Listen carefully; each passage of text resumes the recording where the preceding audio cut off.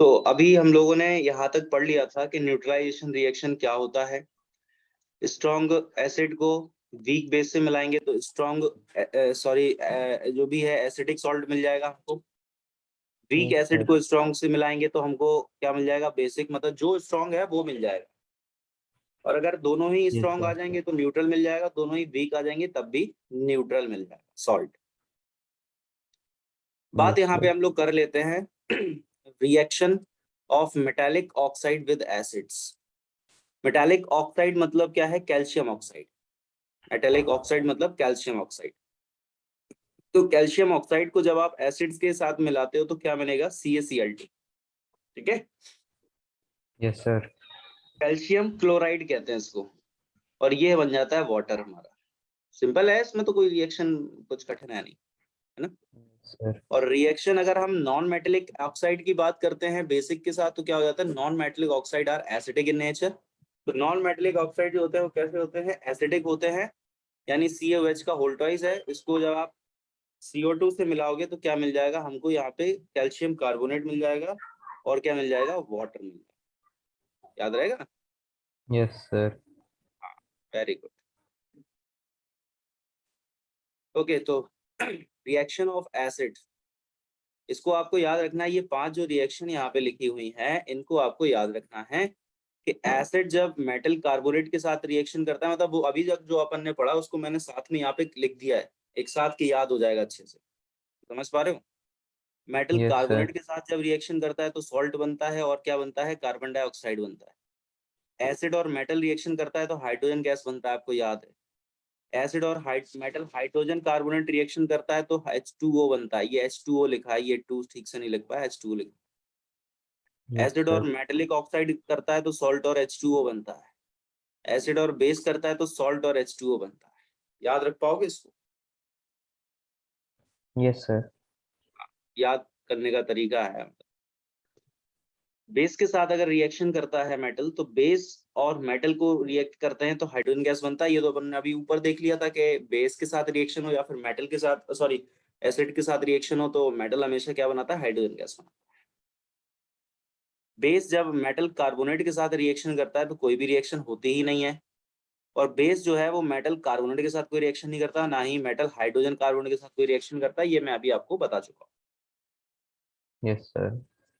Base जो है वो एसिड के साथ रिएक्शन करके क्या बना लेता है, सॉल्ट बना लेता है और वाटर बना लेता है यहाँ पे। ठीक है, और बेस जो होता है वो नॉन मेटालिक ऑक्साइड के साथ रिएक्शन करके क्या बनाता है, H2O बनाता है और सॉल्ट बनाता है। ये अगर आपने याद कर लिया तो फिर बाकी पूरी रिएक्शन तो हो ही जाएंगी फिर आपसे, कोई दिक्कत। No, sir. हाँ, अब बताइए similarities between all acid and all basis. Similarities क्या होती हैं भाई, तो सिंपल है यार, ये तो all acid have H plus ion, सब सही बात है, सभी एसिड के पास H प्लस आयन होता है। And acid produce H plus ion, बिल्कुल सही है, acid produce H plus ion in solution which are responsible for their acidic properties. H plus ion होता है इसीलिए तो वो एसिडिक होते हैं। और हर एक बेस के पास क्या होता है, NaOH। भाई जैसे हाइड्रोजन क्लोराइड एसिड है तो कैसे पता है, इसी H प्लस से तो पता है। और NaOH बेस है तो कैसे पता है, इसी OH से तो पता है ना। Yes, यही sir. सारी चीजें हैं। हाँ, एसिड सर और बट बेस। उसमें तो हाँ, पूछा हुआ है कि एसिड और बेसिस के बीच में सिमिलैरिटी, इसमें तो एसिड के बीच में सिमिलैरिटी अलग दी और बेसिस के साथ अलग। ऐसा है ना कि हर एक एसिड के पास H प्लस आयन होता है, ये कॉमन है। Yes, एसिड प्रोड्यूस क्या करता है, H प्लस आयन प्रोड्यूस करता है in solution which are responsible for their acidic properties. ऐसा ही बेस का होता है। भाई आयन प्रोड्यूस करना एक सिमिलरिटी है ना, कि दोनों के दोनों आयन प्रोड्यूस कर रहे हैं। बस yes, sir. अब अलग अलग आयन प्रोड्यूस कर रहे हैं भाई, सेम आयन प्रोड्यूस थोड़ी करेंगे। जैसे अगर एसिड है तो एसिड कर रहा है हाइड्रोजन आयन को प्रोड्यूस, और बेस जो है वो कर रहा है OH आयन को प्रोड्यूस। ये है मुद्दा। Yes, ठीक है, sir. एसिड और बेस इन वाटर सोल्यूशन। अगर वाटर सोल्यूशन की बात करते हैं, एसिड प्रोड्यूस H प्लस, सीधी बात है कि H प्लस को आप H2O डाल दो तो हाइड्रोजन हाइड्रोनियम आयन, ये कौन सा आयन है बताओ, हाइड्रोनियम आयन मिल जाता है। कोई डाउट। No, sir. तो वही सारी चीजें हैं कि NaOH यानी बेस को आप बेस में आप पानी डाल दो तो ये आयन क्या हो जाएंगे, अलग अलग हो जाएंगे। Na प्लस आयन अलग हो जाएगा, OH माइनस आयन अलग हो जाएगा। Bases are soluble in water called alkali। जो बेस पानी में क्या होते हैं, soluble होते हैं, उनको हम क्या कहते हैं, एल्कली कहते हैं। उनको हम क्या कहते हैं, एल्कली कहते हैं। मेरी बात आपको समझ में तो आ ही रही होगी मैं क्या यस बोलने जा सर। रहा हूँ। हाँ, बस खत्म हो गया ये चैप्टर अपना। Strength of acid and base solution क्या है, ये तो आपको पता ही है कि पीएच स्केल होता है ना। 7 पे अगर बात आए तो न्यूट्रल कह देते हैं, लेस देन 7 है तो एसिडिक, और मोर देन 7 है तो बेसिक हो जाता है। ये आपको पता है ना यस सर।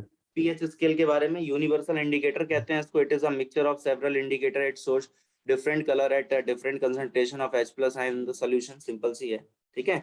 यानी पीएच यस स्केल सर। मतलब scale for measuring H plus ion concentration. Simple सा है, याद करने वाला, ठीक है। Yes sir. तो ये चैप्टर अपना फिनिश होता है, समझ पा रहे हो। नेक्स्ट क्लास यस जब सर। हमारी केमिस्ट्री की होगी तो अब इसी चैप्टर के हम लोग क्वेश्चंस करेंगे, ठीक है। Okay sir. हाँ, मंडे को जो हमारी फिजिक्स की क्लास है उसमें हम लोग फिजिक्स के क्वेश्चन करेंगे। जो पीडीएफ आपको दिया गया है उसके सारे क्वेश्चन आप ट्राई कर लो, अटेम्प्ट कर लो एक बार, ठीक है। और फिर मैं मंडे को नया पीडीएफ बनाता हूँ, के क्वेश्चन हम लोग करते हैं, ठीक है। Yes sir. चलो okay, thank you very much, मिलते हैं नेक्स्ट क्लास में। ओके, सर नेक्स्ट क्लास भी जूम पे होगी? हाँ रूम पे ही कर लें, बताओ। Yes. Okay sir. Okay okay, thank you. Yes sir.